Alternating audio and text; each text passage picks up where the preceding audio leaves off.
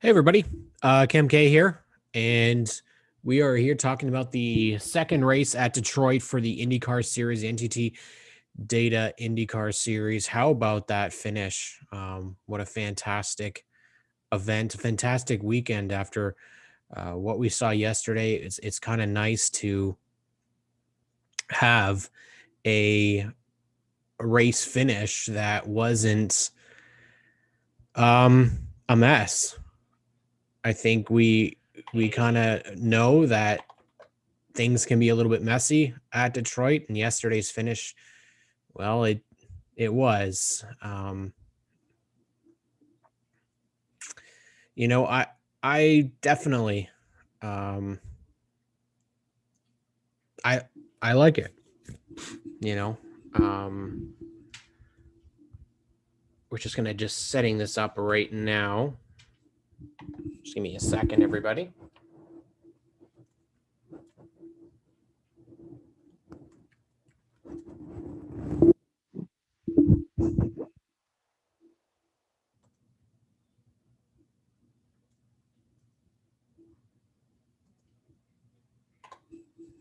Okay, so we're gonna bring in Brendan Madonia, and he was with us yesterday. If you didn't catch it, but basically we're bringing him in.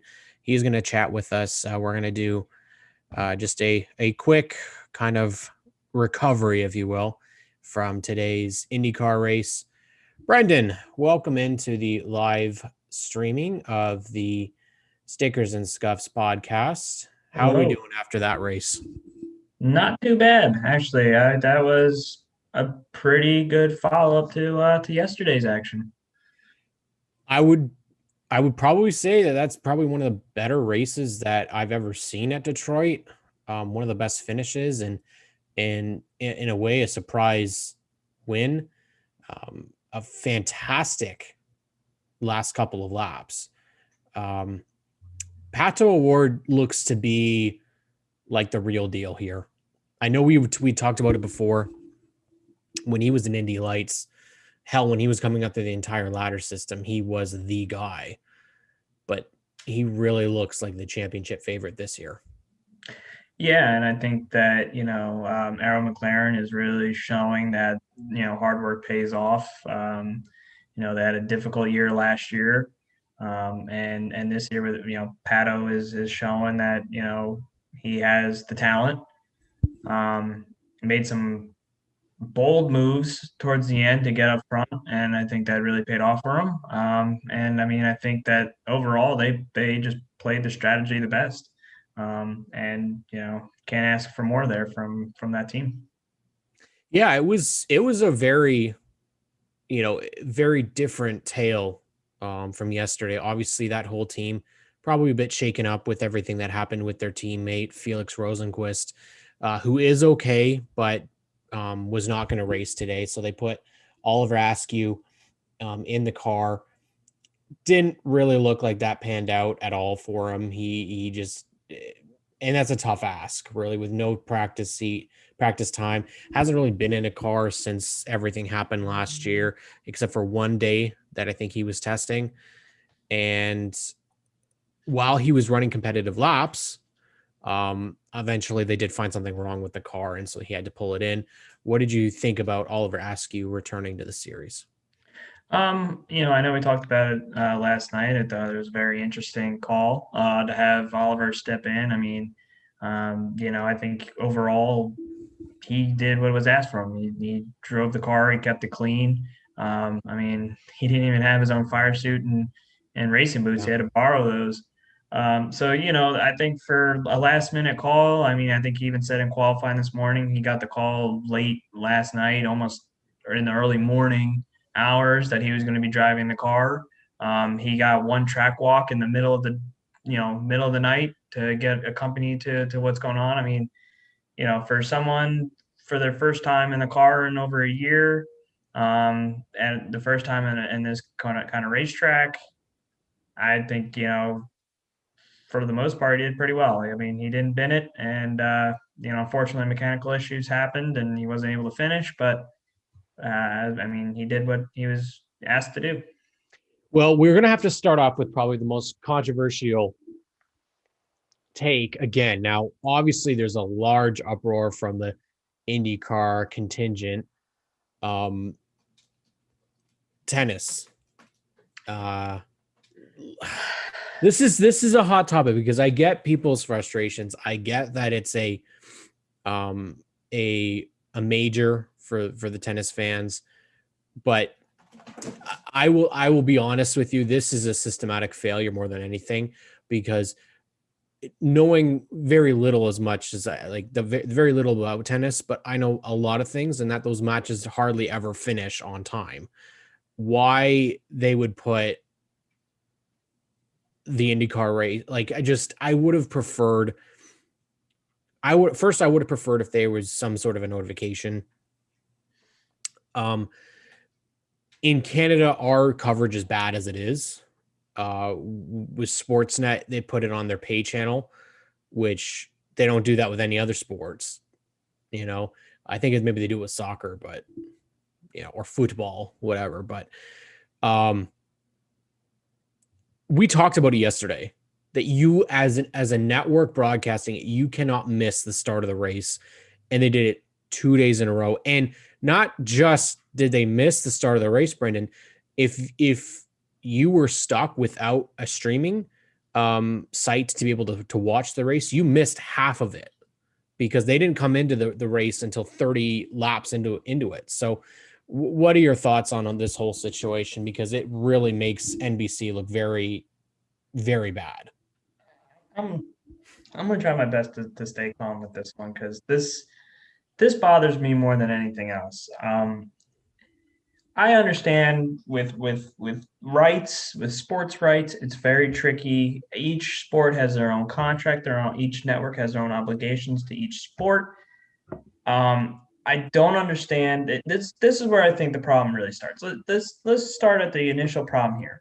You have a major tennis event, an IndyCar race, and then playoff hockey right Yep. after it, all on the same network, all on the same channel, one right after another, with little to no wiggle room if one, went a Goes little long. over. Yeah.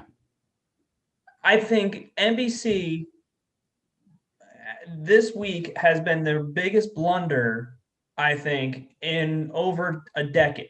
Yeah. As a network, as a company, this is one of their biggest blunders, I think, in over a decade. Now,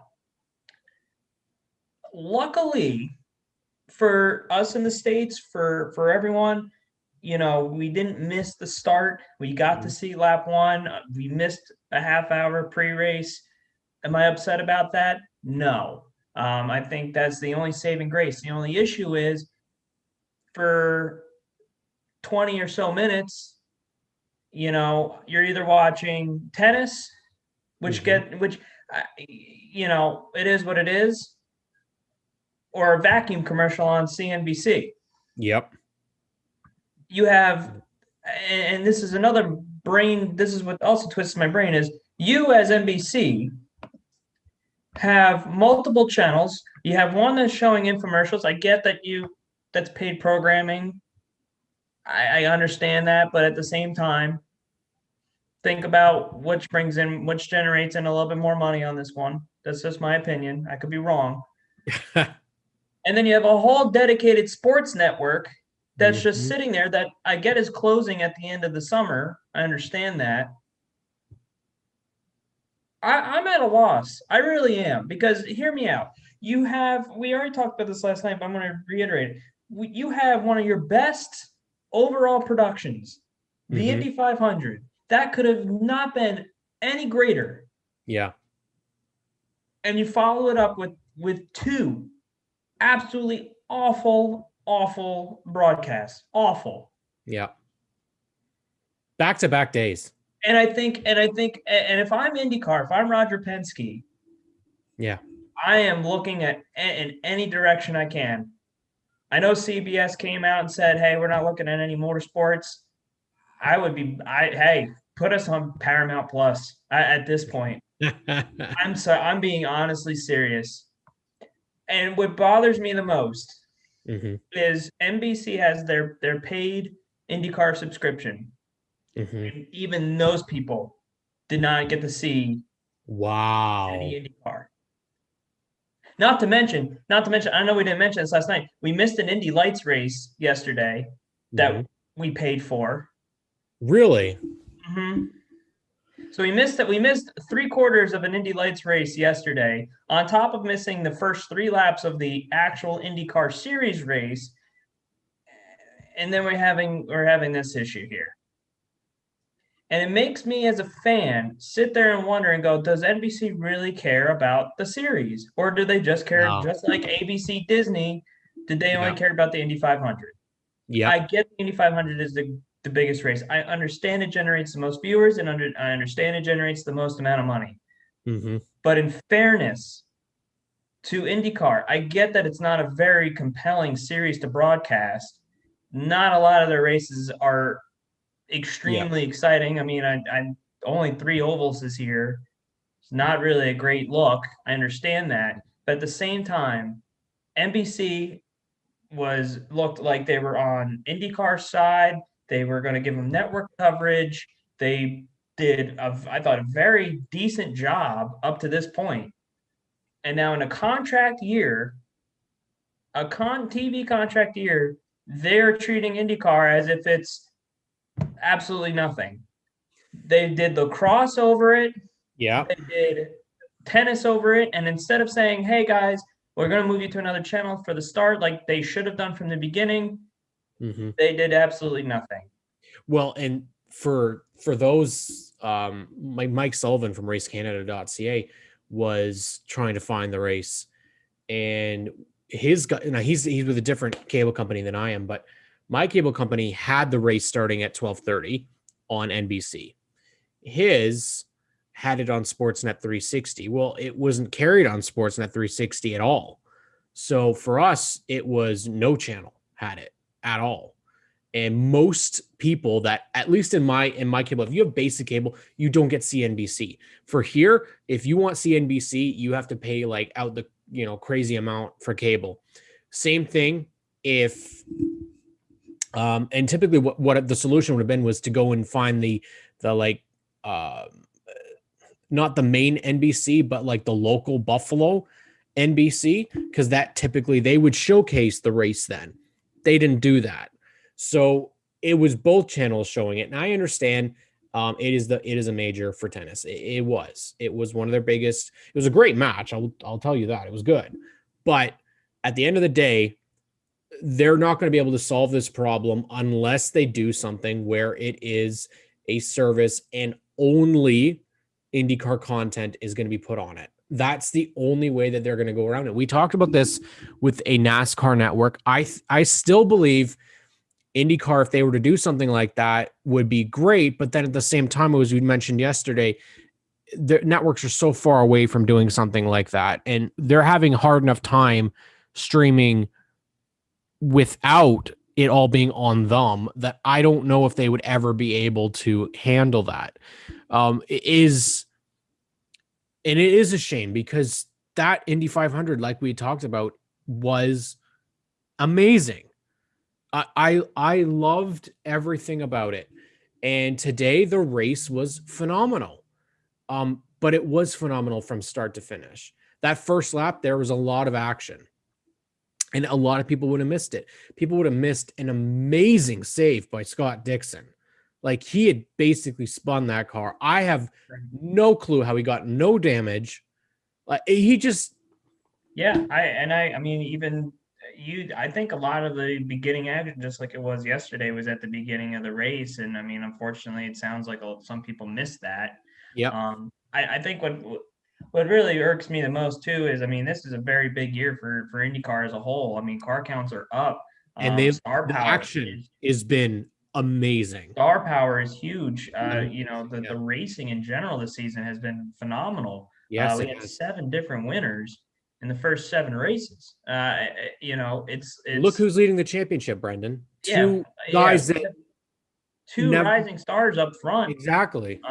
You know, the drama is insane. Yes. That's going on this season. The talent pool is insane.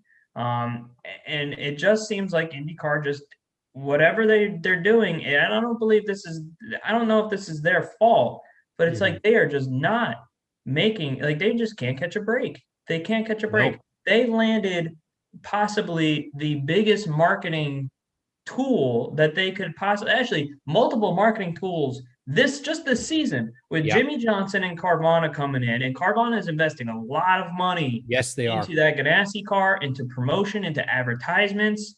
You have Scott McLaughlin, who is a V8 supercar genius, Yeah. coming over, trying out IndyCar, and is actually successful. He's Mhm. doing pretty well for his first season. Yep. You have Romain Grosjean, who nobody really in the States really would know, except for the Bahrain crash, which he's just coming out of. And what does he Mhm. do in his one of his second or third races? Is he qualifies on the pole and almost Yeah. wins his first IndyCar race. You and would IndyCar, I'm sorry, part of their issue is marketing, and they don't do a very Yes. good job with marketing themselves outside of the Indy 500. I think that they just do a very poor job with marketing and trying to get their brand out there. And unfortunately, NBC is not doing them any favors. So I think if you're Roger Penske, I think this is your make or break moment. I know a lot of people were waiting for Roger to come in and really kind of shake things up and bring IndyCar back to where it was in the kart days, and in the early '90s, when they're pulling in a lot of viewers and a lot of fans, and they had a lot of eyes on them. I think this is the moment. I think this is where you put your foot down and you either sink or swim, because from a fan standpoint, this is very frustrating. This Yeah. is very frustrating, and it would Yeah. not happen with any other sport. And you and I know this. If it was NASCAR, if it was football, if it was Hockey. basketball, In hockey, Canada. that If would it's Hockey never Canada. happen. That would this No. sort of thing would never happen. I get that issues happen. Things run late. I'm not mad at that, but I'm Mhm. mad at how it's been handled, how it's Yeah. been a recurring issue, and how it's not been resolved. And I think, and I'm beyond disappointed with NBC, and I'm beyond disappointed with IndyCar's handling of Yeah. this situation. Yeah. And I'm very intrigued as to what happens at the end of the year, as far as TV rights, as far as streaming rights, as far as marketing, because I think IndyCar and NBC are dropping the ball very, very badly, Well, with both. Brendan, I felt like they were doing, if I'm not mistaken, they were showcasing, I think, practices and qualifying on YouTube for a while. And then when when they partnered back up with NBC, they decided no, no, we're going to put it on our stuff. And again, I felt like they were going the right way. They're already going the right way with having USF 2000, having the Road to Indy TV.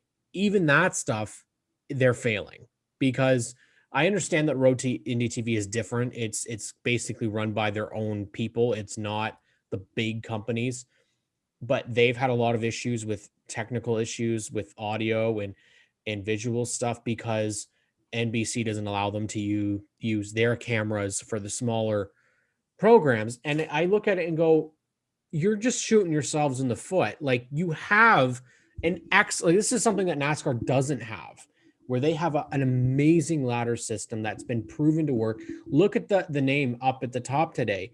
He is a product of that ladder system. He got there on his own merit. He didn't have sponsorship to stay in the series, but this team brought him in. They continuously, and this I would honestly say is not just an IndyCar problem. I almost feel it is motorsports in North America problem because you look at the products put on in V8 supercars, in Formula One. Hell, you go across and watch some of the touring car stuff. It's treated like a really big deal. And here it was clear today, and I don't know if you were watching the tennis at all, but No, their commentator threw massive shade at IndyCar. Massive. And it was I saw your tweet about that, and I was frustrated at first, and then I kind of calmed down because there's one or two things. The angry me would have bashed a sport that probably takes a lot of talent, yeah, and I'm also going to cite negligence on the commentator, and very I think much. that that's a very unprofessional thing to say, Hmm. especially for something that shares a network. I'm very surprised that NBC, no rep from NBC or anybody has said anything on that. However, you know, I disagree in a sense with what you just said, in that NASCAR, I think, promotes itself, and it's gotten better at promoting itself in recent years. I think that, with Haley Deegan coming up. I mean, Tony, I don't know how to pronounce her last name, but the ARCA driver, drives for Young Motorsports. She was on Ellen. Tony Breidinger. Yeah, thank you. She's Yeah. on Ellen. She's on the I Am Athlete podcast. Hmm. So I think they're getting a lot of, exposure. Dale Jr.'s been doing a lot, He's been doing getting a lot. exposure to the sport. Even I think NASCAR for Nashville during the IndyCar broadcast. Have we once seen an IndyCar promotion I, like that I no, during and that's what I'm NASCAR? saying. I think that this is it's I saw the signs with ABC and IndyCar. Yeah, I think yeah, everybody did. Everybody, I don't think anyone was really surprised when NBC picked up the full schedule, but I think we're seeing the same thing. I think we're seeing NBC is pretty much showing IndyCar the door, yeah. and right now, I think, like I said, Roger Penske has got a big decision to make. His company has a very big decision to make, and it could make or break the series if they choose to stay with NBC. With NBC now going down one network, Hmm. I know USA is supposedly supposed to be taking up most of the slack of that, but Yeah. is IndyCar fit into their schedule? They are losing the NHL. They seemingly are not really involved in sports as they would probably like to be, Hmm. um, or as they were maybe 4 or 5 years ago. With CBS rumors going around about motorsport, and we're interested, we're not interested. The SRX being a test, or Hmm. how that deal is going to go down. Um, I've ESPN has shown interest, Fox Sports has shown interest. I think that this is going to be a really make or break moment for IndyCar, but I think also on IndyCar's hand, I know I'm a big fan of Robin Miller and Hmm. his mailbag, and I know one of the things that he has been screaming about is promotion of these drivers. Yeah. When Joseph Newgarden was an up and coming driver, you know, nobody, you didn't hear Nothing. anything about him. When he won the championship the first time, you didn't hear anything about him. Ryan Hunter Ray, after he won his Indy 500, you didn't hear anything about Nothing. him. Elio just won his fourth Indy 500, and I have not seen him on a talk show. I've not seen him done anything, Nothing.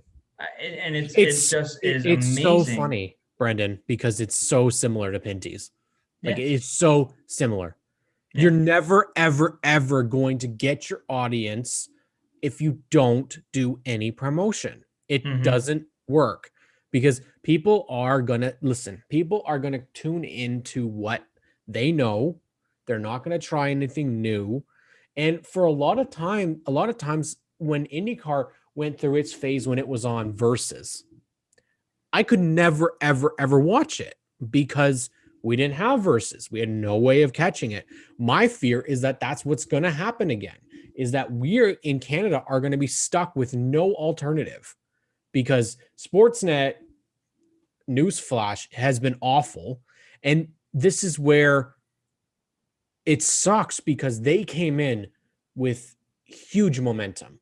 When they first signed on to be with Sportsnet, they had people, we had Paul Tracy, we had Rob Folds. They were actually at the racetrack. They had shows put on. We had Todd Lewis who would actually do interviews for Sportsnet. We don't have that anymore. They literally just do simulcast. That's it. And they're putting it on their secondary network. And now it's not even on their secondary network, it's on their pay network, which isn't even available for the regular cable subscriber. And I understand, the financial side of it. It's tough. I think with the way with COVID and with the way the economy has been here in the States, it's I understand that things change. I know a lot of these networks maybe a bit off more than they could chew. I mean, NBC was known as the motorsports alternative because everything that Speed Channel had, they picked up. Formula One, they picked up Yep. IndyCar after they acquired Versus. They signed the NASCAR deal. Eventually, IMSA came into play. Now they have motocross, MotoGP.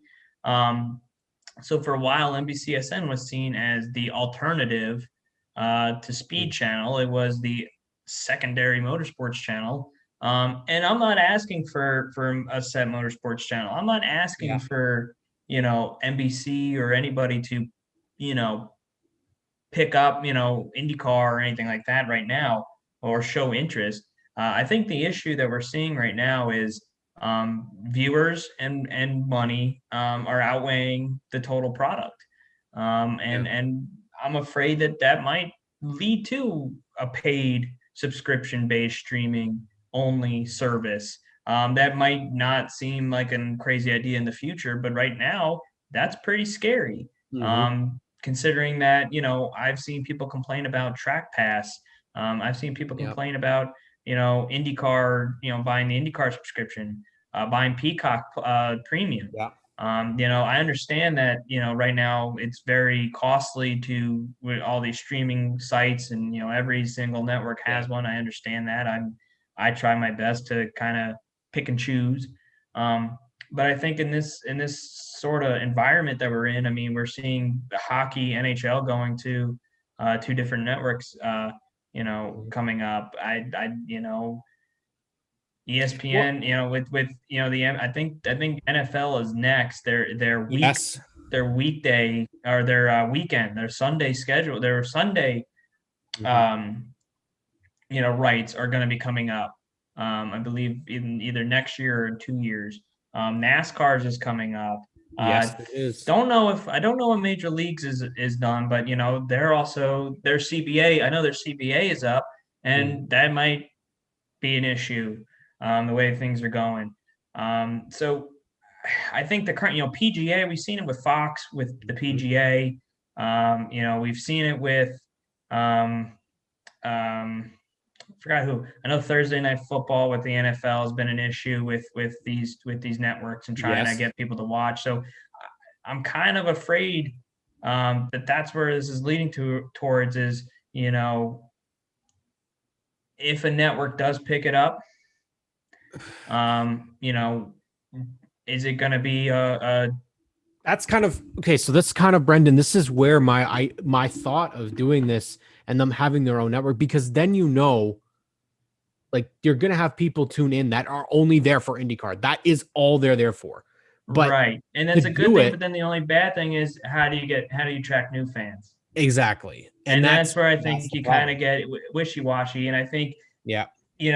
I think maybe the only way to counterbalance this is, strike up a six race, do it like they did in the old days. Back in the old days, ESPN picked and choose what races they went to.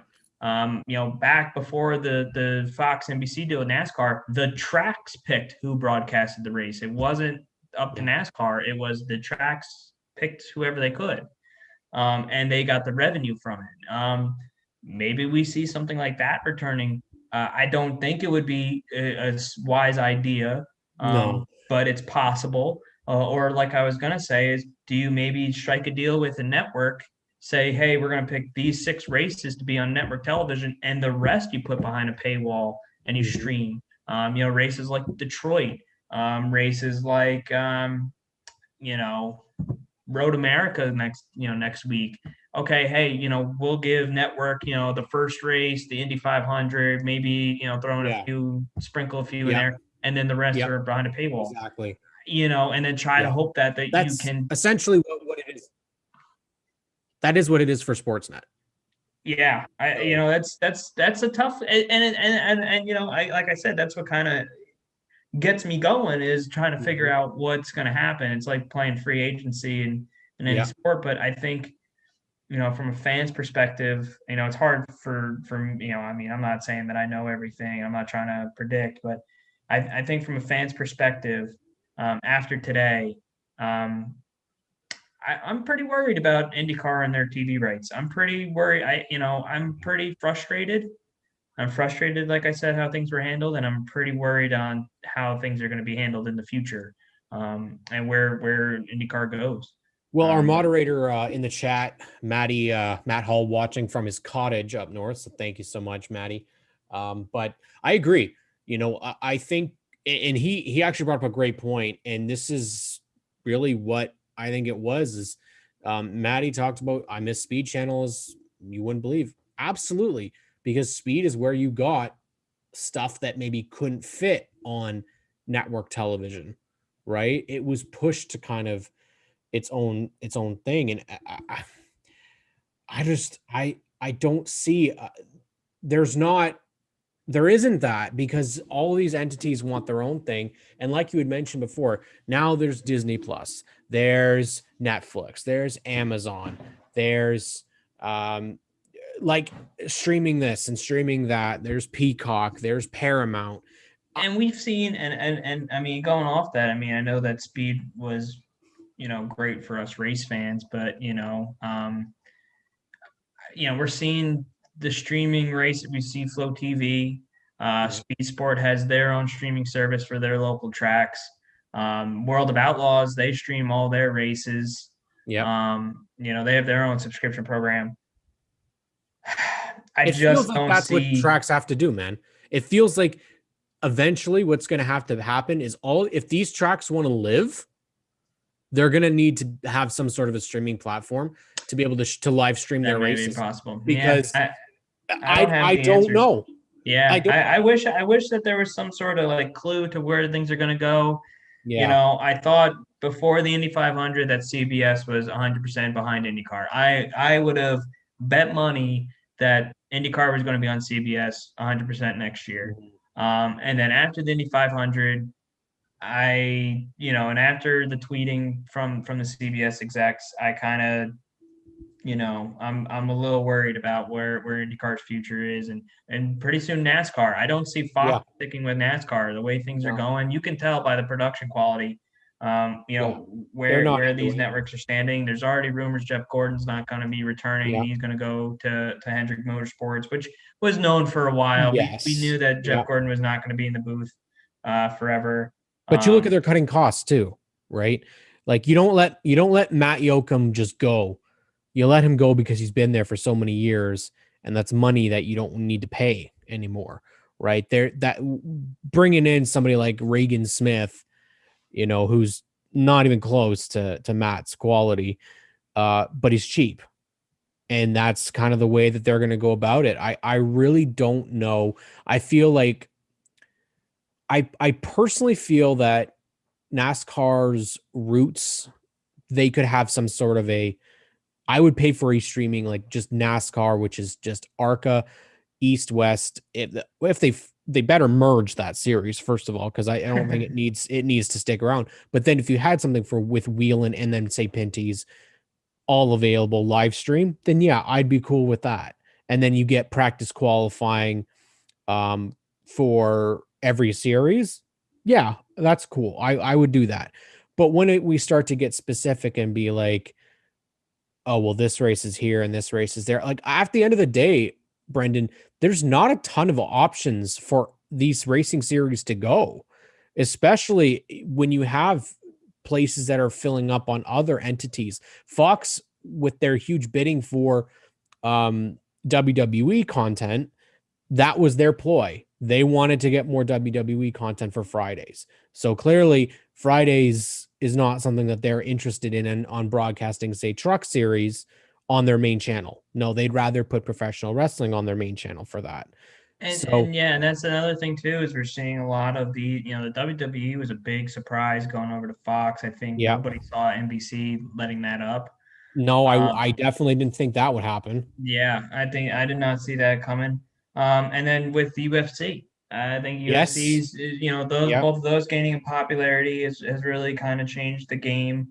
And I think maybe you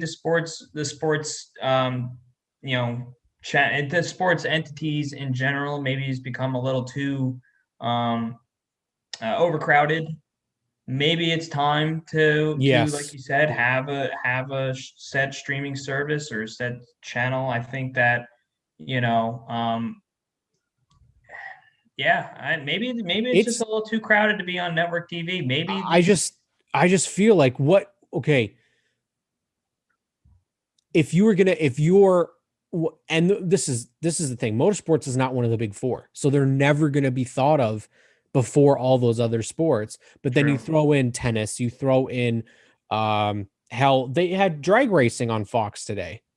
I haven't seen drag racing on mainstream Fox in forever, but I've seen IMSA, I've seen Core. I don't even know if it's still called Core, but I've seen Off Road Trucks, Monster Jam, all been featured on mainstream. But at the end of the day, where do you go from here? Because there isn't a lot of room, and I don't want to see it go to like TBS because again, that's putting it behind a large. This is the thing with it being with the mainstream channels, it's basic cable that people can have to watch the races. But I don't feel like I don't. I hate to say this, but I don't see room for IndyCar or NASCAR on mainstream. I just don't see it. No, It's and either I going to think be that one or the other. yeah, and I think that that's, I mean, that's a discussion that I like to have. I have a lot of opinions on, and I mean, a lot of it again goes back down to ad dollars and viewers, and right now both NASCAR's maintained, Yep. IndyCar has seen a little bit of a jump, but not big enough to knock off a tennis or a major Yep. sporting event. I'm not quite sure about the lacrosse deal, but Yeah, that was a I little digress. strange. But I maybe I mean we have seen Champ Car Kart on Spike TV, which is now Paramount Yes. Yeah. network. Spike. Yeah. And they also had a deal with CBS at the time and Speed Channel. So maybe we see some a bouncing around between the maybe the Viacom picks it up with CBS and instead of putting it on network, they put it on one of those. Sports I know a Network. lot of Yeah. people are scared about CBS Sports Network. Yeah. I don't know if they'd really put it there. They might do like what NBC could do and put it on USA, which is not the best option, but it's not the worst option. Um, Does it come down, though, Brendan? Does it come down to needing to shorten the product? I know that might sound crazy, but is it that these mainstream networks are not willing to, you know, allow 4 hours for a race? Like, is it just that the airtime is too precious now, and they're not willing to give up? Because we've noticed that again that they changed the hours of racing, right? People trying to. This is the funniest thing is that these racing series seem to think that you know, having a 4 hour race is going to keep people's attention. It's not. This kind of generation, the up and coming attention spans are not what they used to be. People don't have the time, nor do they have a patience a lot of the times to watch an entire, like let's say a NASCAR Coke 600. I had no patience to watch that this year. Well, mind you, because it sucks now. But anyways, for the most part, most people don't have the energy to sit through an entire race, and you have to be a massive, massive fan to be able to do so. And I think that's what they're leaning on, and that's going to create problems. that's an interesting take, but I think I think what I think that right now the way things are is the question is with that one is how short do you make it? Because I Mhm. think what kind of I think IndyCar is in a good spot where the races are short enough that they could fit in a 2 to 3 hour window. There's still some strategy involved, which if a race gets strung out, at least there's a strategy call that can be made to make changes. Otherwise, there's other issues. Um, you know, and so I think IndyCar is pretty much in a good spot. I think Formula One is, similar to IndyCar. I think those two Mhm. are kind of in an okay range. Unless something extremely major happens, like we saw yesterday, um, I don't think these, the races are pretty short, Yeah. and they go by pretty quickly. I think today's race went by pretty quickly for what it was. I think it was exactly almost 2 hours Mhm. from green to end. So I think with if you want to get into NASCAR, I think that yeah, those races could be a bit shorter, and I think the reasoning behind it is, back in the day, one of the main things was, how reliable were the parts, Mhm. how reliable were the cars. Yeah. The Coke 600 was really it was considered the endurance race of NASCAR because hey, no, if your car could do 600 miles, darn, you built a Mhm. fine machine there, sir, because that was unheard of at the time. Even 500 miles was unheard of at the time, based on the reliability of your normal passenger car. I think as technology has improved, as the equipment has improved, as the parts have improved, maybe NASCAR can afford to lessen the races. I think what also adds to their long race times, I mean, I know that you know what I'm going to say, is the stages. I think the stages are Awful. would add to it. I understand the entertainment factor that they're Yep. trying to get out of it, but I think that adds, you got to imagine at a track like Sonoma, at a Mhm. track like Coda, where a caution lap is 2 to 3 minutes. So That's dumb. that, and they're not doing just one pace lap; they're doing 4 or 5. That's Yes. 10 minutes that you just Ridiculous. wasted, under caution Well, for entertainment. and we've seen it. We saw Yeah, it today with Dalton Kellett. Okay. Dalton Kellett stalled at the end of the pit road. They wouldn't need to throw a caution for that. They don't need to throw a caution for a car at the end of pit road, but we see it all the time in NASCAR because they won't let. they threw a caution yesterday because Brandon Jones got a little sideways in turn Yeah, four. that was ridiculous. Yeah, so I know we didn't get a chance to talk about the trucks No. or Xfinity races yet, but I think that I think NASCAR's main issue, and here's I mean I'm a little conflicted because I'm a purist and I love Mhm. watching 400 straight miles. I think that gives the guys a chance to make mistakes and you'll see more crashes.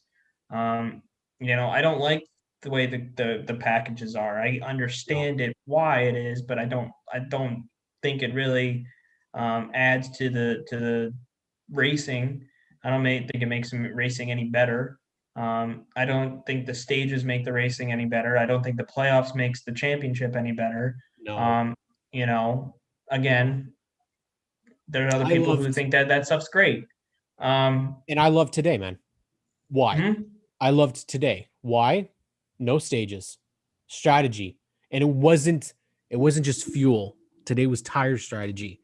We don't get that in NASCAR. You don't And get I think tire that a lot, strategy. Kyle Busch, I think, had the quote of the year yesterday with calling out Goodyear for having too hard of tires. I Mhm. think that's been a big issue, but again, that's NASCAR and Goodyear playing their role and trying to avoid tire failures, They don't because want to people complain repeat. about that. They don't want to repeat. And they've been ever since they were embarrassed at the Brickyard in 2008. They've been super cautious. Um, Yep, and I think that with IndyCar, I mean, you could say the red wall tires were not really up to code, not but it today. added No. to the strategy. And I I think, loved that. I yeah, loved it because not just was it that Newgarden was in the lead, okay, but it was that Herta was coming, and then he had to hold off Award, and then Herta made the mistake, and then Award got by, and then Newgarden still had to hold on to those tires and finish second. It that was remarkable, and the fact that he was even able to hold off as long as he did was remarkable because those tires were junk by the end. Um, at the end of the day, IndyCar to me has been the best, most competitive, most fun series to watch the last couple of years. In NASCAR, obviously, you say the Xfinity series is definitely good, but to me, IndyCar has been superior to NASCAR in terms of week in and week out. They have qualifying, they have practice, and you know what? Today you had Will Power, who was up near the front yesterday, almost won that race, and he qualifies way near the back today. You can have that parity, and that's something that I really really miss because in NASCAR, you don't get parity like that. Not even close. You're not going to have a Rick Ware car that's going to qualify in the top 10. That just, it won't happen. There is a very clear top, middle, and bottom. And when they're the bottom, they are really at the bottom. And I There's think no that's, sense. yeah, an IndyCar, being a spec series, I think it's interesting that there is that parity in there. And I Yeah. mean, we still see in the spec series drivers will. That doesn't mean that the cars are easy to drive. That doesn't mean that the teams will automatically go from the top. We've seen, Aaron McLaren last year was not a really great team. They had some good runs, but they were not a great team. And now look at them this year Yeah. with Pato. With Penske still struggling. This is their worst start. I think I saw someone post that this And is this their was a worst start since strategy '99. issue, was it not? Like this was all them missing the strategy in today's race.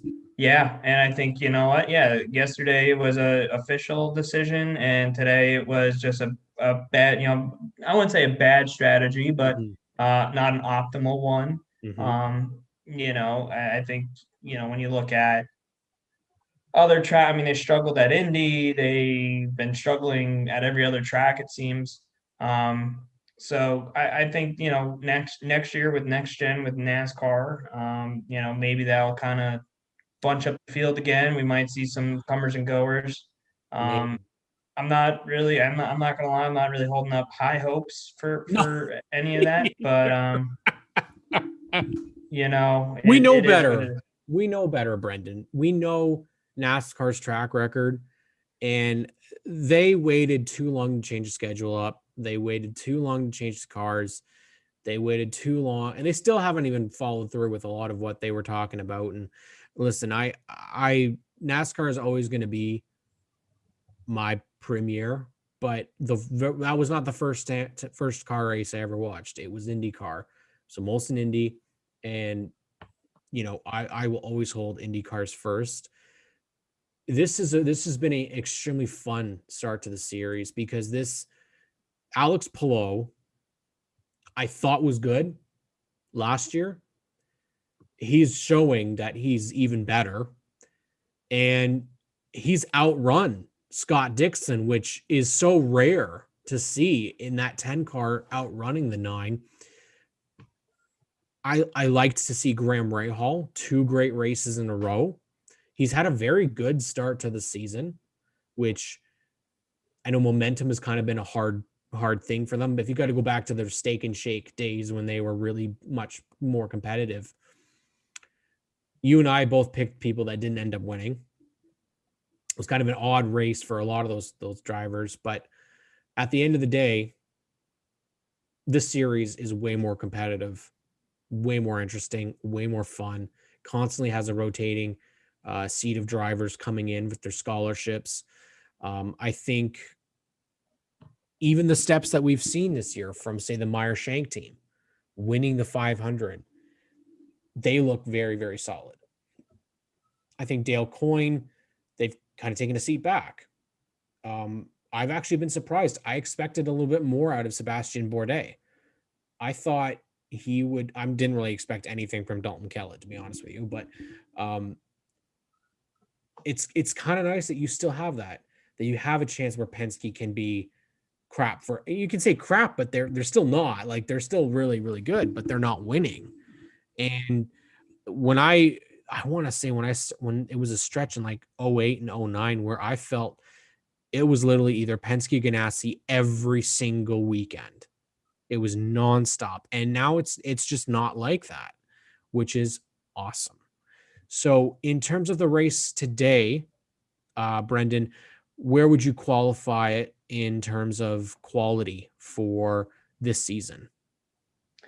As far as the season goes, I'm gonna give it a solid B plus, Okay. which is not bad. And everyone's gonna Mhm. look at it and go, "Oh, what? It's not an A minus." It's a B plus, and the only reason being is, um, you know, the excitement really was there at the end. Because of a The caution. strategies played out. Yeah, because of a caution. I think if that caution didn't come out, I think I would have probably It labeled it would a have little been bit about a D lower. for me. Yeah, it would have been a little bit lower on the on my scale. But I think with as far as the excitement goes, as far as strategy goes, I thought Indy was a great race. So I think that would be at my top. St. Pete would probably be up there as well. So I think as far as this one goes, not that bad, but not that great. I'm interested in seeing how Road America goes. Um, and yeah, I mean, really, really, really fun thing. I mean, I think you hit the nail on the head with what's going on this season. I think we're a little bit past halfway, so Hmm. we'll see I'm excited, man. what we I got. like Yeah. I like a championship that has new names up at the front of it. I don't think that they're safe by any means though, because you can never, ever, ever count out Scott Dixon. And I really think that Joseph Newgarden moving into fourth in the championship is going to start heating up too. While there's been adjustment periods, we know Penske. I don't see this being a Penske struggle all year round. It won't be like that. No way, no how. We're going to transition slowly to what's happening. You had mentioned the trucks and the Xfinity series at Texas. I don't know what we can say other than the PJ1 is a mess. Um, the track is a mess. I don't know why, and you might know better than I, Brendan, when PJ1 started becoming a thing, but why they feel that they have to use it. Is it that they don't feel the track is good enough? The cars are good enough. Xfinity is surprising because they can still put like that race was great. Actually, I was very surprised because Kyle Busch did not. Yes, he may have won, but he didn't go out and dominate. He had to fight quite a bit with Justin Allgaier to win that race. But it was treacherous. And I kind of feel if they're doing this PJ1 again tonight, which they are, is this really going to be a great race to watch? I know Matt in the chat said he's probably not watching it. I'm going to watch because I'm obviously it's what we do, right? We're race fans, but uh, why? So, all right. So I'll start off the first part. So PJ1 or, traction compound, I don't, whatever you want to call it. There's a few different variations of it. So this variation, I believe, comes from NHRA and drag racing. They put it on at the start when the drivers do their burnouts. It's traction compound. It's to give the tires a little bit more tackiness. It gives the track itself a little bit more grip to keep the cars on the line. You don't want them slipping and sliding too much. I mean, we've seen it happen just because of tuning, but for the most part, it's to kind of give the tires more traction, give the track more traction.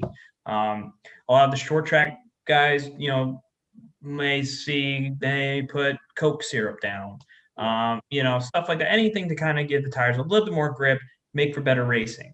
The PJ1 kind of came into NASCAR to kind of help with the aero, try to give these tires a little bit more grip. They're a harder tire, and harder tires generally do not grip that well. That being just the compound is harder. If you were to touch the tire, it would be like touching a rock compared to a softer compound where you might actually dig in a little bit. Your fingernails might dig into it a little bit. The current compounds that they're using are very hard, which doesn't give the cars much traction.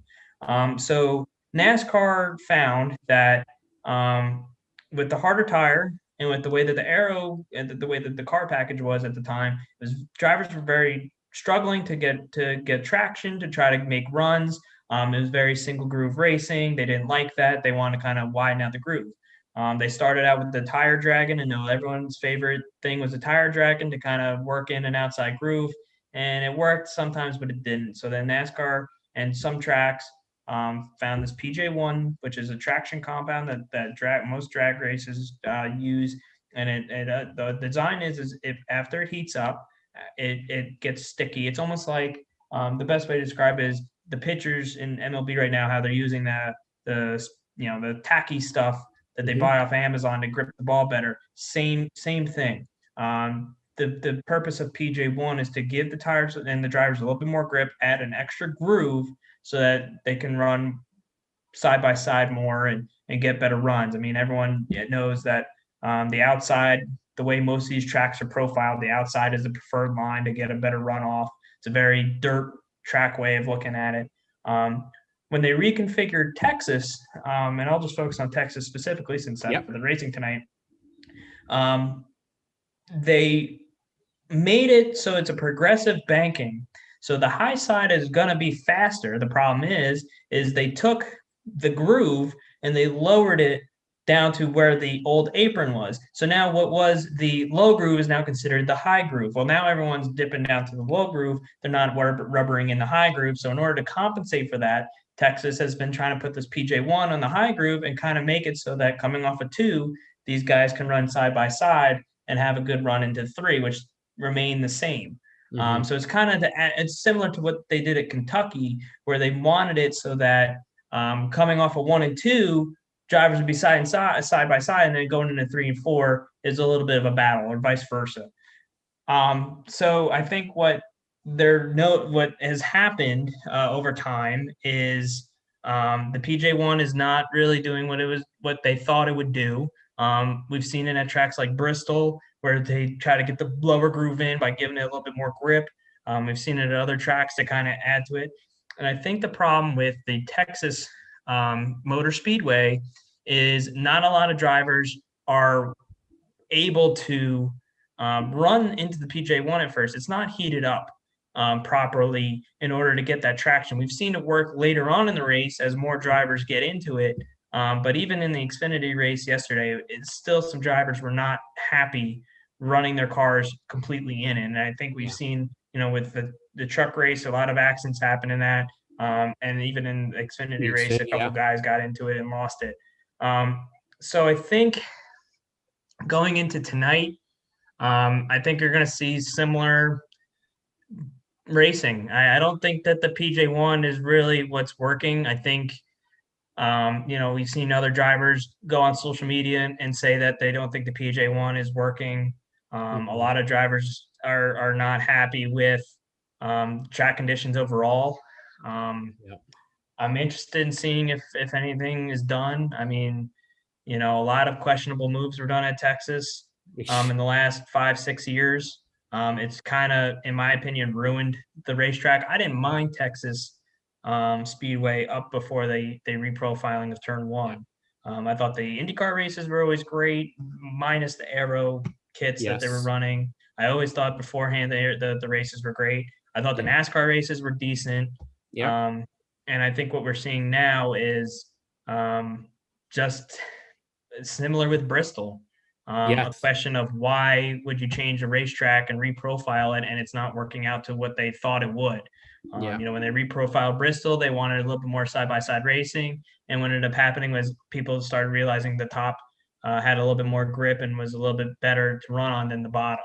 Yeah. And I think we're seeing a similar thing with Texas, where there isn't enough grip there. It's really not worth the drive. So Yeah. It takes um, it away, man. Like I can't even talk about Bristol because my heart's still broken after all those years that they did what they did to it. Because at the end of the day, you're taking a track that you can only race at the bottom, and meaning you had to be aggressive to pass people and making it essentially easy to get around. And I think that's kind of what the problem I find a lot of the times is they do cater a lot to the drivers here, make it as easy as possible for them. And that's just not the way you do things. They have to be hard to drive. You have to be able to make mistakes. And at the end of the day, I don't see Texas lasting. I hate to say that there's another facility that there might be down, they might be out of luck or down to one race at the very least, because Coda came in and I actually thought the cars I was actually enjoying Coda. I thought it was okay. It was obviously the rain helped, but it was different. And I don't know if these big tracks are what fans want to see anymore. I, I I, I you don't know. I mean, I think when it comes to, when you look at NASCAR in the late '90s and stuff, I don't know if bigger tracks were the issue or the fact that they're not, they're purposely engineered. Texas has always been an issue since the beginning of time. If you look at their history, they built it in '97. And drivers complained or didn't like. They had two issues really. They had weepers in turns 1 and 2, which Mhm. they couldn't figure out. The drainage system in Texas Motor Speedway was awful, and the way that actually there's three issues now I think about it. There's the issues with the drainage. There's issues coming off of turn number 2. The drivers thought it was too quick of a drop off, and they didn't like that. And then also the front stretch was too thin, and there wasn't really a lot of action. We've seen that big crash with Jeff Gordon, Rusty Wallace, Ernie Irvin Mhm. back in '97, where it was too small. There was nowhere to go, and it caused Yeah. a big melee. So then they reprofiled it for the first time in '98. Made it a little bit more wider. They changed a little bit off of turn 2, and they changed the drainage. Well, the drainage still didn't work. They had another issue in the '98 race. And I think that if you look at Texas's history, it's just been issue after issue after issue Yeah. after issue. Yeah. Um, and now with the resurgence of bring back North Wilkesboro, bring back the Nashville Fairgrounds, bring back the Rock. Speedway Motorsports still owns or is gonna run Nashville and is gonna run North Wilkesboro. They still own North, Mhm. and it seems like that deal is gonna happen. Um, they promoted the Coda race. So I think they're going to have their hands tied in the next 2 or 3 years once Nashville Fairgrounds is approved, once Wilkesboro is ready to go. I think that's when we're going to see the fate of Texas. Yeah, I had to turn your camera off because you froze for a little bit there, but Yeah, you froze my screen. Let me see if I can yeah. fix that. No, it's yeah, we want to thank Simon for coming in and joining us on the chat with Matt, whoever else is on the ah, my cat's waking up and telling me hello. Oh boy, Um, it yeah, should be good if you can. It says that you stopped it. I don't know if you can try to get it going again, see if it works. You're back. You're back on my screen. probably is. Let me just see. How do I get this to work again? Not technical geniuses here, folks. There we go. Yeah, we're learning. Hey, there we There go. we go. Um, Beautiful. So Simon basically, I love Simon's takes. He's always so brutal.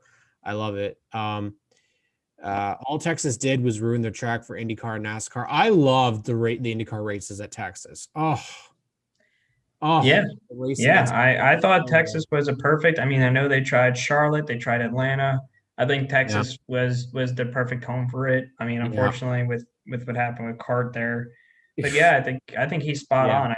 I don't know what the thought process was to reprofiling turns 1 and 2. But it clearly didn't do what they wanted it to do. I think what they no, were trying to get was a little bit, you know, get the cars to run out a little bit wider with the progressive banking and hope for 3 to 4 wide off the corners. With IndyCar, gave them a little bit more room to run side by side, and it clearly did not pan out the way they thought. And yeah, now you have to wonder, do they cut their losses? I think they spent 2 to 5 million just on those two turns. yeah. I don't know the exact number, but do you cut your losses and bring it back to the way it was? Do I know there's a lot of talk with Atlanta reconfiguring back to its Yep. old configuration. Do Which you I'd love that. Texas? Yeah, do you change Texas to another configuration? Get away from that little quad oval that Charlotte made famous. That's the big question right now. And I think that with Eddie Gossage retiring, I think it opens. It opens I the think it door. opens up some discussions. I mean, and Yeah. then you have the other issue where does Texas Motor Speedway even survive? It Um, well, yeah, I exactly. don't know. I don't see it. I don't see it going away. I don't think that NASCAR would allow it. It's a big Mhm. market. It's the only racetrack besides now COTA, but really it's the only oval racetrack that NASCAR goes to in Texas. I don't think there's anything in that market that could replace it. Texas World Speedway's gone. Yep. Um, I don't see any replacement for Texas Motor Speedway, but I see it's hard to the two imagine. races. I see What's two. that? I see one at Coda, one at Texas. I don't That think COTA is going to be. I don't think I think COTA is so. going to be a thing in the next couple of years. Yeah. I think, unfortunately, I don't think COTA is really. COTA would be my pick for the one. If you're picking between Texas Motor Speedway and COTA, I don't think COTA is going to survive too much longer. Mhm. With the new Miami track coming in for Formula One, Yeah. Roger Penske's showing interest with Indy. There has been some complaints from Coda as far as from a fan standpoint being not a fun race to watch. It's a Mhm. pretty, you know, I'm not gonna lie, it's not really a fun racetrack to drive. I mean, it's got its interesting points, but there's nothing that Yep. really makes it stand out. And Um, it's lost. It's lost IndyCar and it lost Formula One after I believe 1 year each. And no, that's Formula One's still there. is the It's Formula just One still not. there? Yeah, Formula One's still there. I just don't think it's gonna. I mean, they're gonna try to host two USGPs next year, and I don't think that that's gonna be I don't think that's gonna go well. No. Um, and I think yeah, you're right. They lost IndyCar. They lost WEC. The V8 supercars went there too, I think. V8 supercars went there for a little bit, and I thought that was going to maybe work out. That didn't work Yeah. out. Yeah, they It lost tells you something. they lost Tells you European something. road racing. They lost IMSA.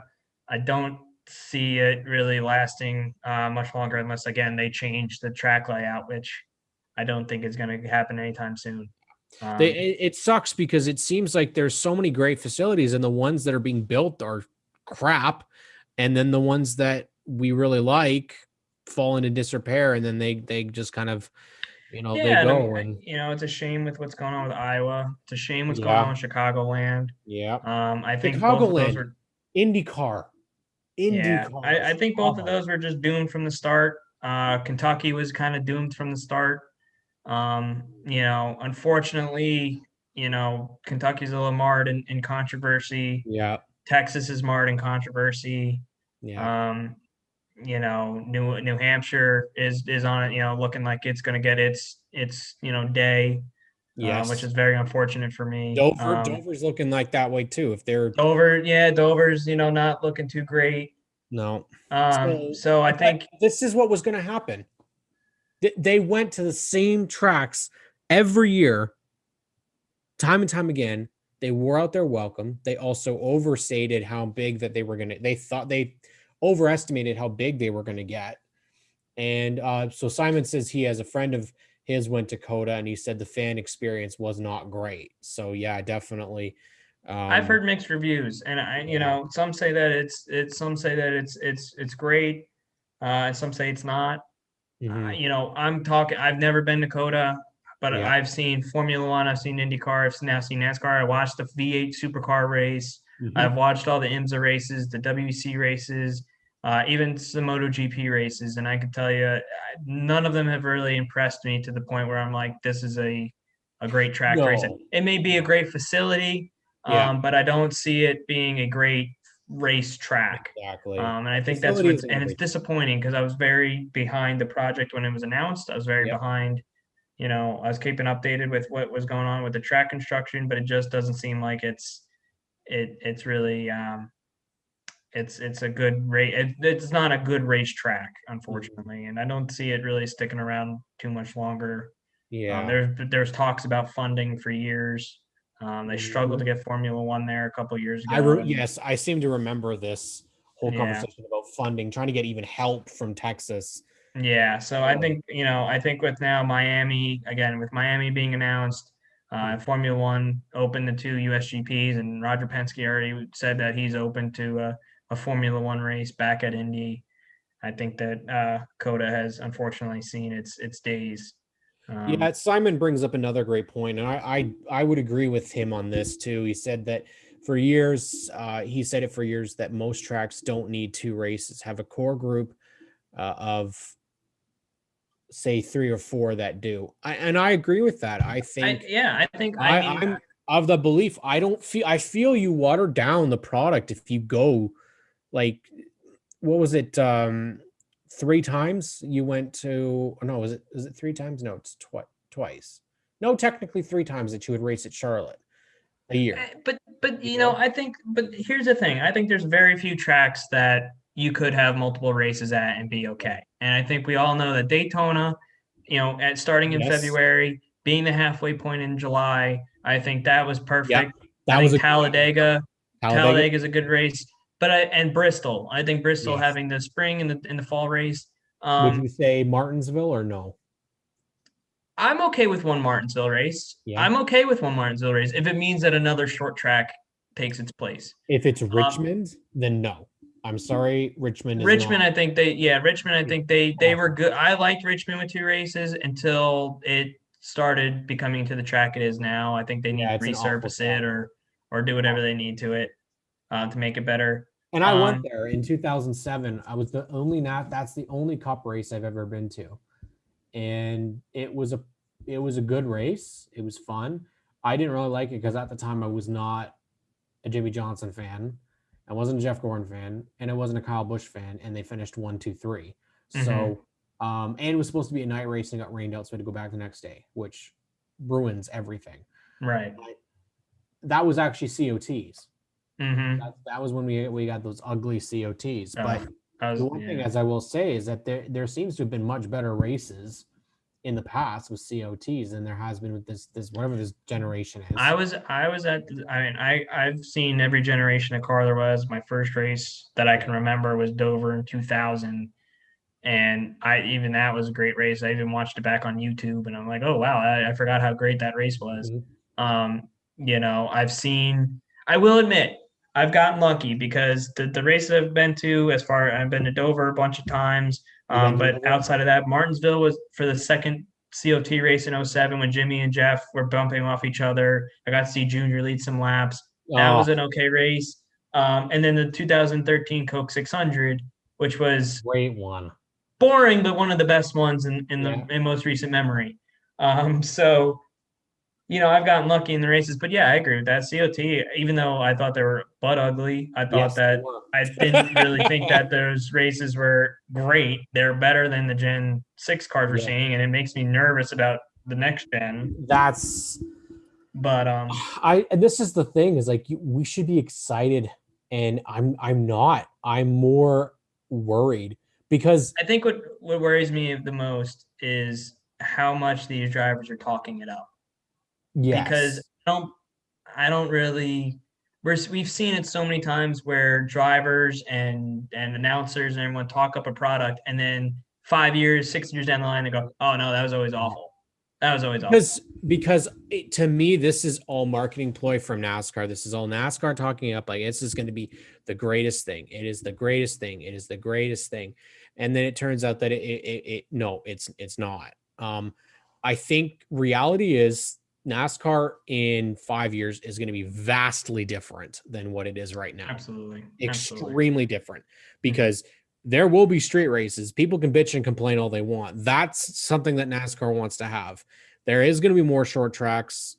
And I do think that maybe these mile and a half tracks we're going to go to maybe that one a year. And that's it. I would hope, but I think that they're banking, and this is kind of the problem, is they're banking so much on that change to work. And it like stuff stupid stuff that's getting people all riled up, like numbers and where they belong. I feel like they're almost doing too much change at one time. I'm gonna give my opinion on that. Then I have to get off Yep. for the day. But um, here's my thing. Is NASCAR at the moment, I think they had a very strong hardcore fan base. Mm-hmm. And you're right, they made too many changes to appeal to those, to get new guys to watch, new people to watch. And at the same time, they ruined the product for guys like me, guys like you, Yep. guys that Graydon. Graydon. Graydon, yeah, guys who really like, from early 90s to early 2000s, they Yeah. didn't care if, the race wasn't great. It just was, you could see, that everyone cared about what it Yeah. was. The stands were packed. And I didn't really care for the chase when it came in, No. but it wasn't the worst. Yep. Looking back on it, wasn't the worst. But here's where I think NASCAR kind of fell off from where it should have been is when it tried to become too much like football, when it tried to be too much like baseball, when it tried to get too much of these game seven moments, these, you know, um, iconic things that they can constantly replay and put on their commercials and get people to come and watch. They got, involved in politics. They got involved in all this different things that the hardcore fans are looking at going, what are you doing? Yep. You know, I didn't the COT, I understood the reasoning behind it. Hmm. I get that, it's like watching Tiger Woods get struck by lightning on the golf course, and then now from now on, there's some safety, everyone has to wear a bubble or something so they don't get struck by Yep. lightning on the golf course. I understand it though. I thought it was a little too much, but I understood it. And then where they lost me again was when they introduced the playoffs, and the caution clock, Oh my and God, the caution clock. and the stages, Oh, the caution clock. Jeez. and it seems to me like it's not the racing that it's not the NASCAR They're looking. that I like. I Yeah. get the races are 400 miles. They're long.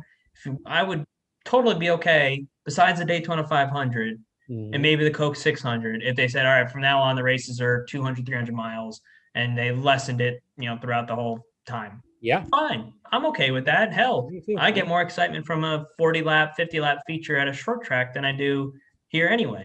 Exactly. Yeah. Exactly. But I think what's killing it for me and why I'm even having a tough time watching is you can tell that NASCAR is just reaching for that drama, that dramatic moment. Yeah. They're reaching for that, oh my gosh moment that they can constantly replay and get fans go, oh wow, that happened. The Ryan Newman crash, I think, is a perfect example.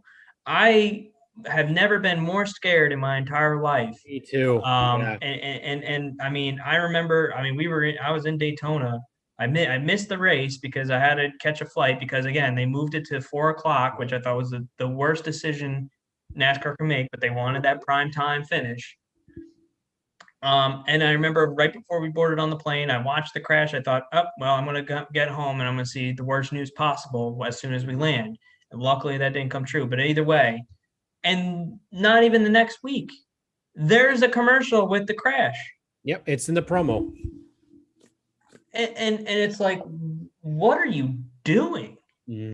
What are you doing? And the same goes for Scott Dixon at Indy when he went flying through the fence. But either way, I understand that crashes are exciting, but that to me is just like, what are you doing? And I think the playoffs with the way that they're structured is just a joke. Yep. It's not racing to me. It's WWE with wheels.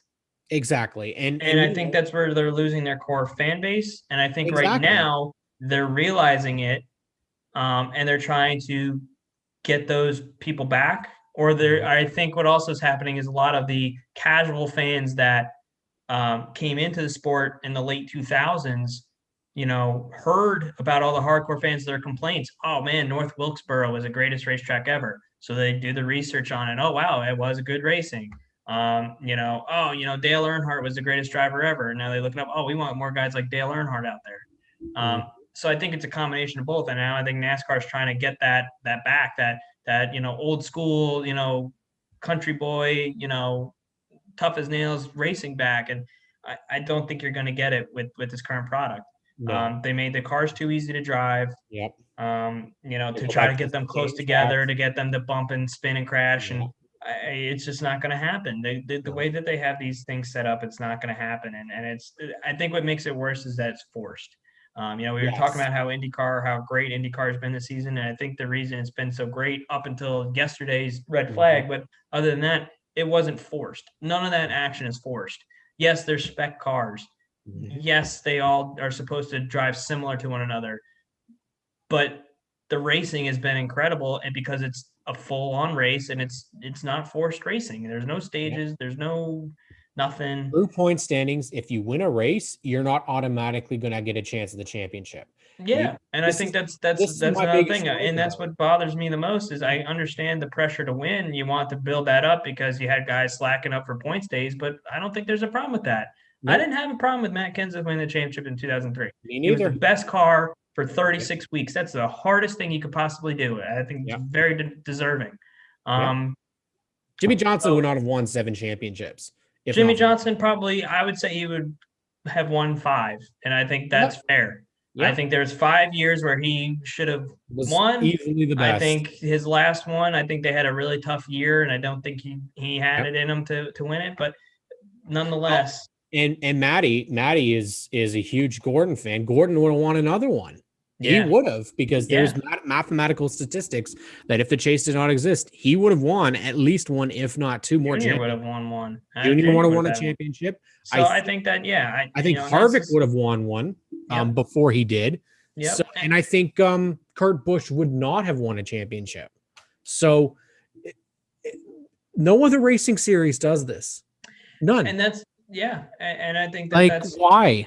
yeah, and I think another issue, and the one that irks me the most is the boomer, hardcore race fan that I am with NASCAR is you Hmm. have a lot of these kids who say, well, go watch something else. We don't Yeah. care. We like it. It is what it is now. Move on, accept it or move on. Um, Hmm. and that just bothers me because Yeah. I trust me, I can't stop watching NASCAR. I've tried Yeah. not Me too. watching NASCAR Me and I too. can't do it. I physically cannot do it. Yeah. And it bugs me to no end because I don't like what I'm watching. Yeah. I don't like what I'm watching, but I can't complain. Hmm. I can't complain about it because, I get told that nope, that's the way it is anymore. We don't care. We like it. Yeah. NASCAR's even come out and said that we like what we're seeing. So clearly my opinion doesn't matter, your opinion doesn't Yeah. matter. Everyone else who complains about it doesn't matter. And It's like we have to explain. I have to explain. No, you don't understand. There used to be 43 cars, and there was like 30 that were competitive, not 10 week in and week out. And you had sometimes 50 cars try to qualify, and you would send some actual like full-time cars home. Like, yeah, just it it's lost so much. It's lost so much. And then of yeah, course we have what's going on tonight, which we're not going to get into. I know you're wrapping it up. So, Brendan, I want to thank you for coming on and being guest host for 3 segments. Obviously, yeah, we're going to try and do this. When there's IndyCar, when there's some special events coming around, try and switch things up. Obviously, Maddie, I know would have been a part of this, but he's up at a cottage, ditching us for cottage. So, I get that, but definitely, guys, make sure if you haven't already, give us a like, subscribe to the channel. Make sure you follow Brandon Madonia at Mad Dog. Was it 388. 388 Yeah, on Twitter? He is one of our iRacing drivers for the Stickers and Scuffs team. He's actually won the Indy 500 for us, so which was a thrilling experience. So, Brandon, thank you so much for joining us. thanks for having me, Cam. Thank you, sir. Thank you. Well, that was Brandon Madonia, who stopped in and was part of the show with us today. Thank you guys for giving us likes. We got 5 likes. Really appreciate that. The people that have joined in, Simon. Same with me in F1. The racing tends to be meh, but I continue to watch. Honestly, man, I have wanted to quit racing, and then there was a period where I'd really tried when Jimmy Johnson was just winning week in and week out. I think Kyle Busch was constantly winning in Xfinity. I think that would have been the year, maybe 2008 or 9, when he won 10 races that year. And it was just like, this is not fun. I don't want to watch racing where I know who's going to win already. Nobody wants to watch it. And Simon, as an F1 guy too, myself, that's kind of the problem that's been with Formula One for me as well. Is that typically it's like, I already know who's kind of I know who's going to win the race. Um, NASCAR has, as you can see behind me, like I've got NASCAR stuff all over here, but it is very difficult when you see a product like the Pinty series and how competitive that series is, and how much fun that can be, and how much the cars are sliding around, and how good the commentary is, and you see that product does not get the recognition, but this product does. I look at it and go, why do we have to resort to gimmicks? And it all comes down to ratings. And unfortunately, ratings just aren't what they are. But they have to remember that ratings aren't like this for anything. And unfortunately, the more different streaming services that they have available for racing on different platforms, it's going to make it less and less possible for people to watch it. Because, like, let's take a look. If you go and you got to go to speed51.com and you have to order a pay-per-view for an event, or you go to and you have to have Peacock for IndyCar, and then you have to have Fox for this. If you have to have this for this, I still believe that a NASCAR network is the way to go. A NASCAR streaming network, similar to what they had with the WWE network. You have all of their racing series all across. Hell, you don't even have to have commentary for Pinty's live streams. Just have somebody there with a camera to live stream the race, and then eventually you'll get the finished product when it normally would come out.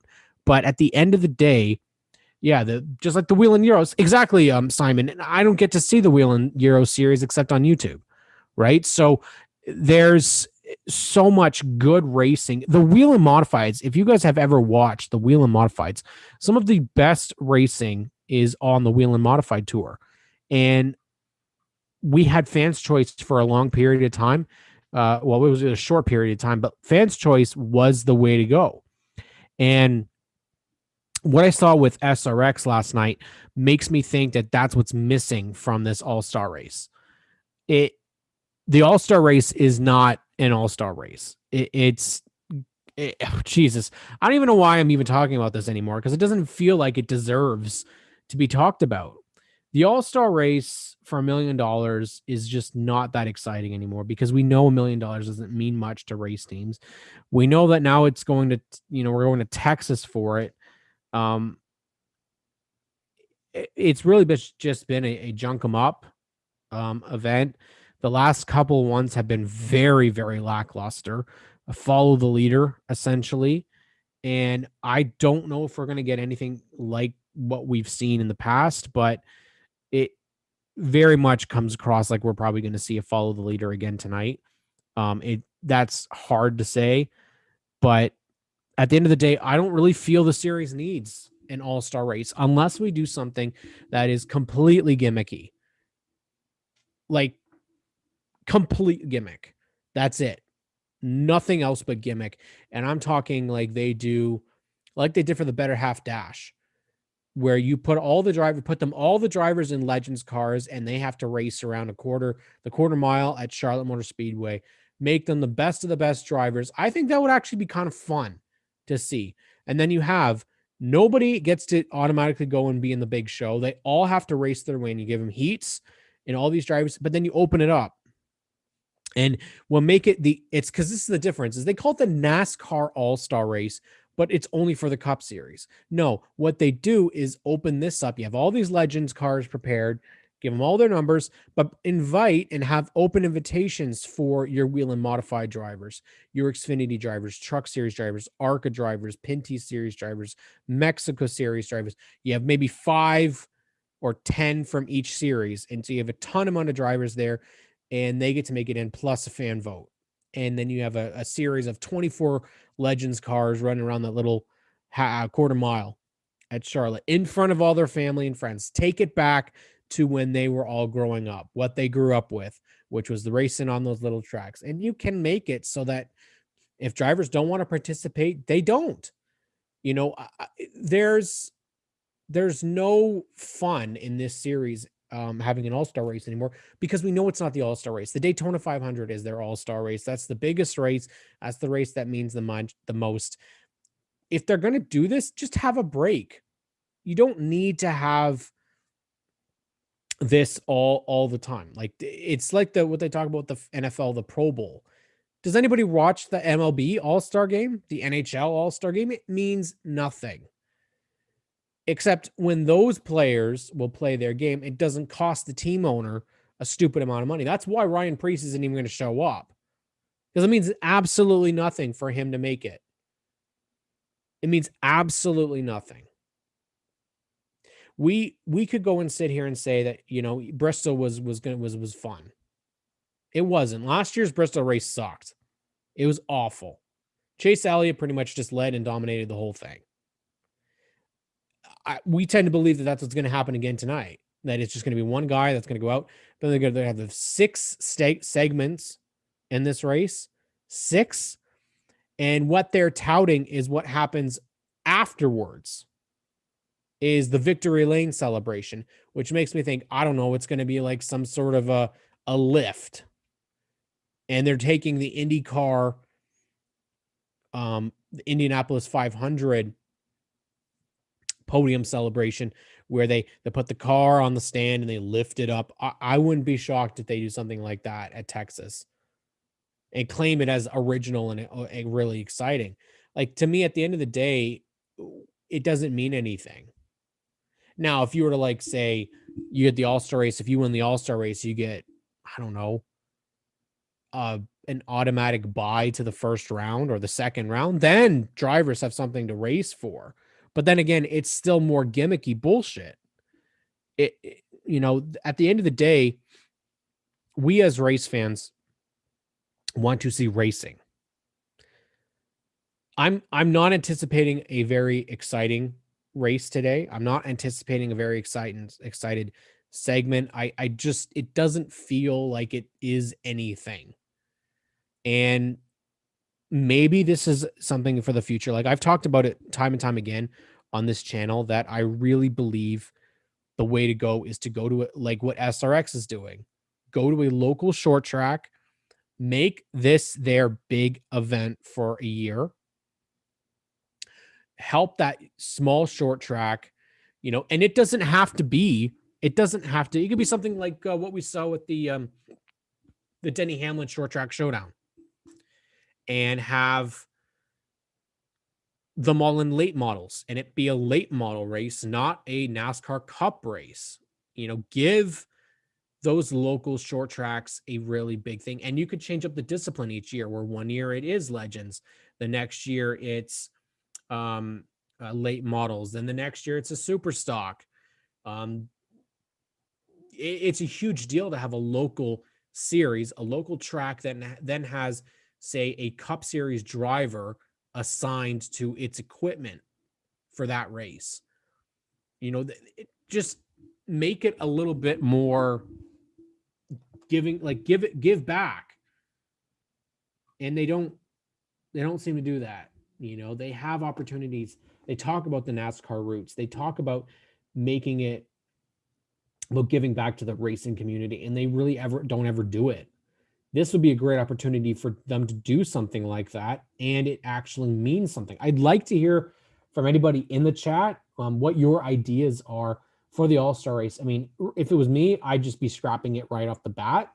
I don't feel, and it's the same for the whatever that stupid thing is, the Clash. It means absolutely nothing. There's no sense in running it, and it's the same with if you have 40 cars for 40 spots for the 500, then there's no point in even running the duels. I don't get, they're talking about trying to save team owners money, yet they run these stupid exhibition events that mean absolutely nothing in the grand scheme of things.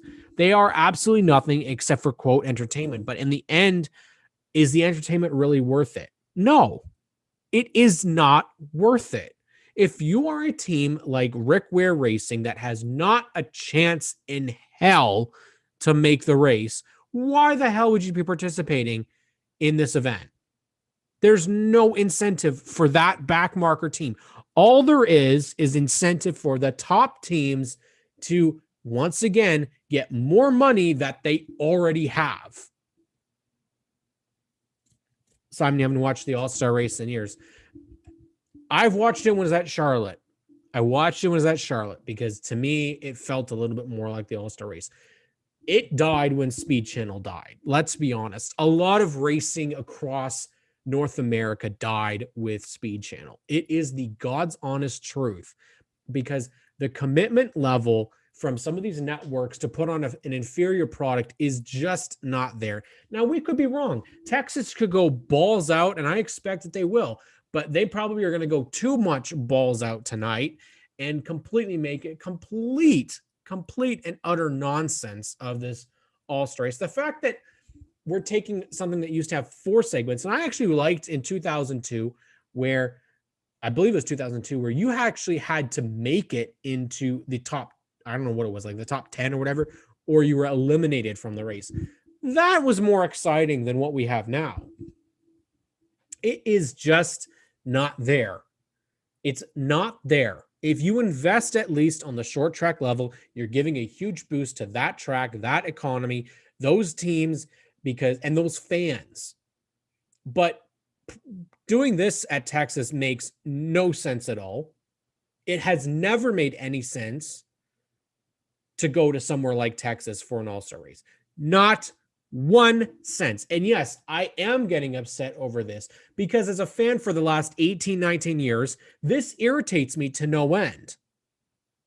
It irritates me to no end to see that they are struggling so bad right now. They have solutions and they don't take them. They take the money from Texas Motor Speedway, and that's their payoff, is because Texas lost their cup race this year. Oh, boo-hoo. Maybe you shouldn't have ruined your racetrack. Because Eddie Gossage cried, Simon, we all know why they got it. Because he cried. He had a fit. Tough shit. It is in 2021. You have a series, you have a racing in general that is so bad right now. They are losing sponsors like no one's business. They have no interest like they used to. They're literally changing everything about the product because they're looking for a solution. When they screwed up in the first place, I think you take it back to a traditional championship. You get rid of stages. You also will, and listen, this might not be a popular decision. You will have to lessen the race lengths. That's a reality. And I think the racing that they could put on, can you imagine how good an Xfinity Series race could be if it was only 200 miles or a cup race being only 250 miles? Can you imagine the short track feel, the actual back and forth, competition? What we didn't see and what we haven't seen in NASCAR is what we saw in an IndyCar race today, where you literally had Pato O'Ward come flying through that top 5 cars on the restart to then win the race. We haven't seen that. Exactly. Yes. Stages are fine, Simon. I agree with you. And you don't need a caution. That way people are getting points and you're not interrupting the flow of the race. There's no reason to. There's no reason to. Again, we were talking about this with Brendan, and he said that, he had no problem with Matt Kenseth winning the championship in 03, and I didn't either. Did I like the allure of the initial chase? I did. Did I find that afterwards when they started expanding it, that again, we went from 10 to 12 to now 16 drivers. This isn't the NHL. This isn't the NFL. This isn't NBA. If you have a competitive, maybe 30 cars, you're in fighting half the field to have a chance at the championship. In what sport do you take half of the field? Half of it. It's nonsense. When in Formula One, in IndyCar, in Pinty's, in Wheel and Tour, in ARCA, you don't do this. NASCAR's top 3 divisions are the only series that do this. Why? Because they feel that they need to do this. They feel that's the way to get ratings. Oh, we need to be more like hockey. Oh, it's not that, people like hockey and they're tuning in because they like hockey. You're not tuning. Listen, people are either going to like racing or they're not. You cannot force somebody to change their mind. Now they have traction. They do. Michael Jordan, that team, that's traction. Having more of a diverse audience, great, perfect. Having a LGBTQ friendly product, perfect. But you're not fixing the problem. At the end of the day, we're going to come to a point where racing is not going to be viable anymore. And it's going to happen very soon. If you really believe a lot of these teams are going to be able to afford electric cars, and I'm talking weekly racing, good luck. That's never going to happen. You're not going to be able, it's just not going to happen. Racing is so expensive as it is. It's so stupidly expensive. You're going to have to find a way to make things better for everybody. If you're tuning in for the first time, I want to thank you. NASCAR All-Star preview on the Stickers and Scuffs channel. KMK. Brandon Madonia was here joining me originally. We started talking. We talked about the IndyCar race. If you haven't already, check out those two videos posted earlier this morning with the IndyCar Race 1 and as well our SRX review from their first event. We're getting ready here. At 6 o'clock, the All-Star Open, one of the more pointless events, is going to be on. Obviously, I believe you're going to get 3 from the All-Star Race Open, and then 1 fan vote. So you get 4 additional drivers that come in. Personally, I would love to see I'd love to see Marcus Lemonis step up and have a Camping World car, for example, that's prepared by a team and it's automatically in the All-Star race, but you vote on an Xfinity or a Truck Series driver to be in it. Oh, hell, you can do an Xfinity car and a Camping World car. So then you get 1 from each of those series that gets an opportunity to be in the All-Star race. I think that would be a fantastic idea. Get more exposure for those guys and gals that are in the lower divisions. Obviously, if it's a fan vote, we probably would expect Haley Deegan to be in the All-Star race, and then we would probably have, I don't know, Noah Gregson maybe, Elliott Sadler, Justin Allgaier. Those are people that you would probably be able to get, but at the end of the day, this product is not fixed. They've got a long way to go. I think the broadcast team has a lot to learn from what we saw at SRX. I want to thank anybody that has tuned in for us today. If you can, give us a like, subscribe to the channel. We'd love to have you. Mainly, we focus on the NASCAR Penny Series, local racing here in Canada, but also we talk about the major divisions of racing. We're starting to get a bit more analyst work on here.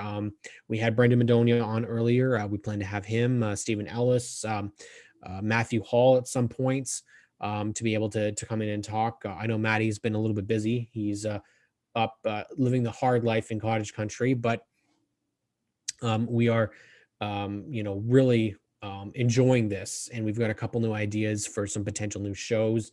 We're working together with a Penny Series driver potentially being part of our channel, and that we're very excited about. And so please again share and pass along. And Simon, I don't think I ever did this, but I really did want to thank you. You passed along some hero cards my way, and those are some really, really awesome cards. I have them up in my kitchen. I had them up in the hallways too, but I'm planning on painting. But we're definitely loving this. It's been so much fun to be able to connect with somebody and connect with fans and be able to just allow people their opportunity to chat racing. I think that's what we all want. It's so much fun to be able to actually be able to chat and do racing. I do have the pleasure of mentioning that we do have some merch coming actually for Stickers and Scuffs. We're very excited about those. We have a couple of marketing opportunities that we've been granted, and so we took them, and we're very, very excited to showcase a bit of merch and then a bit of some racing news with regards to our podcast. Obviously, no official news yet, but there's some stuff in the works that we're very hopeful for. And as long as everything continues to get better here in Ontario, we'll be able to share that. We really are looking at getting towards going to the tracks and being able to showcase our podcast there, being able to connect with race fans at the racetrack, and hopefully again be able to do some contests and some stuff in the future. If you haven't already, also take a look at raceshop.ca, raceshopcanada.ca. Mike has been able to acquire some of the new pre-orders for 2021. I know he had Bubba Wallace's stuff up there, he had Denny Hamlin's all-star car up there. So definitely make sure you take a look at shopracecanada.ca. Obviously, make a dent in your calendar for tomorrow. Our interview with Cassie Fambro comes out at 7 o'clock. And then our guests for this week are Frank and Dave from Quick Wick. If you don't know anything about Quick Wick, well, we're going to teach you all about it. They have really done so much amazing work for the racing scene in Ontario and Canada alike. They've even done sponsorship for race car drivers down south. So we're very, very intrigued to have the boys from Quick Wick on our show. And myself and Graydon will be doing that up on Tuesday, and it'll be released obviously the following Monday. Some other names, we've got an APC driver lined up to talk about their season opener. He will be on the 22nd, potentially the week after that. We'll be releasing that. And then we hope to get right back into the NASCAR Pinty Series interviews as we get prepared for their season opener, which is rumored, keyword is rumored, to be in August. There's still no announcement yet. So make sure you keep it tuned in here to the Stickers and Scuffs channel.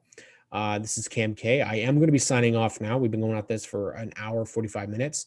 I need to get some nourishment into me so we can try and be awake for the All-Star race. Not sure if I'm going to be able to do that or not, but I really appreciate you guys stopping by, chatting and giving us a like. Pass it on, share our podcast. We are always looking for more friends. And, we're really, really excited. So thank you guys all for tuning in. I really, really appreciate it. Have yourselves a great week as well. Stay safe. Make sure you go out and get your vaccinations. And we're going to, end this storm and all be going to the racetrack real soon. So thank you guys for tuning in. I really appreciate it. Have yourselves a great week, and we'll talk to you all next weekend.